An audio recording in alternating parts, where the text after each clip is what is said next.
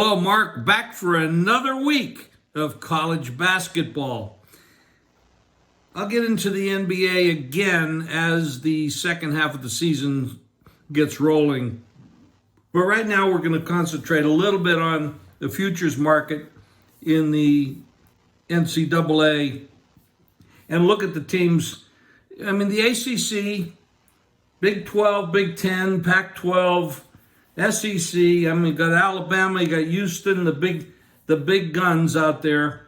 You got Purdue from the 10. What I'm looking for here is this is going to be a very difficult field. There is no team, in my opinion, that is just head and shoulders above everybody else. Yes, you have Houston. You have Purdue, you got Alabama, you got UCLA, Kansas. But here's what I'm going to look for. Obviously, if I make any future bets, I'm going to look for some prices. And that's important. Now, when you talk about prices, you got to look at where you're going to get the dark horse from. We all know the Big 12 is the league everybody says is the best league. But the Big East, they're not so bad. You got the Creightons and Marquettes, the Xaviers. No, we don't have Villanova anymore right now. Jay Wright left. They're not what they used to be.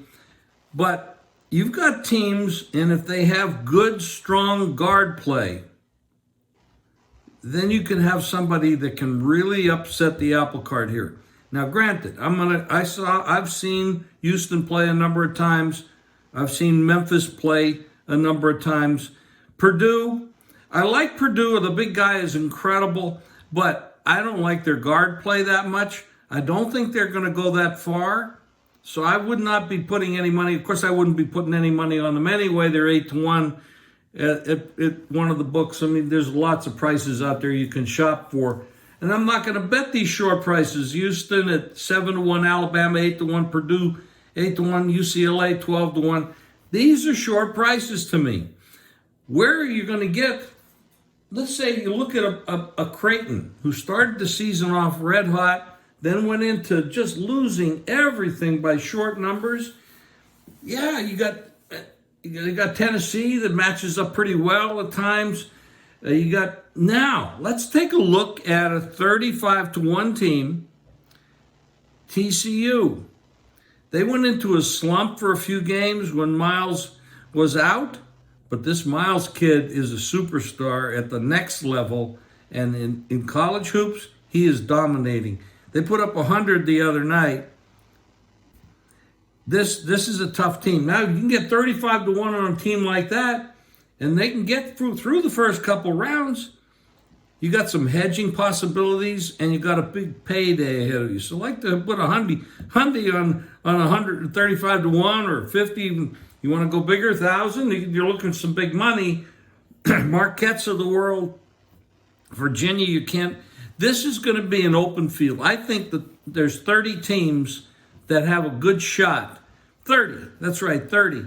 But you're going to have the top 4 seeds, so the number one draws, they get less games, they get a better situation, big advantage. Yes, they should be favored. They've had better seasons than the others. But look at these guys. I mean, you get in Arizona at 16-1, Kansas at 14-1.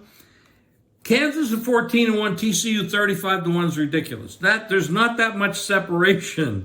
They're pretty close. So if you can grab a TCU at 35-1 or 25-1, you got a bargain. So I'm looking at a wide open tournament.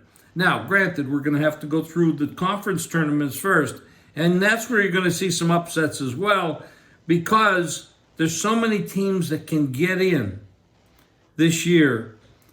It would be a shame to have some of these guys sit at home, but that's what's going to happen because there are just too many good teams. But like I said, there's nobody on the top that's head and shoulders above everyone else.